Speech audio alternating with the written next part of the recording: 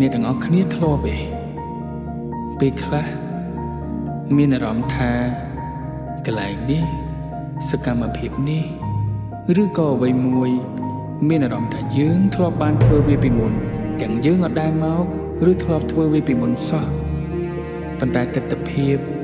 រូបភាពមនោសញ្ចេតនាអារម្មណ៍ដៅសែនជ្រៅពិបាកពណ៌នាអារម្មណ៍សោកសង្រេងនឹករលឹកហាក់បង្ហាញពីការរងចាំរបស់នរណាម្នាក់មកកាន់យើងតើវាជាអ្វីជាពិសេសរូបភាពមួយស្លឹកនេះតើគាត់ជាអ្នកណា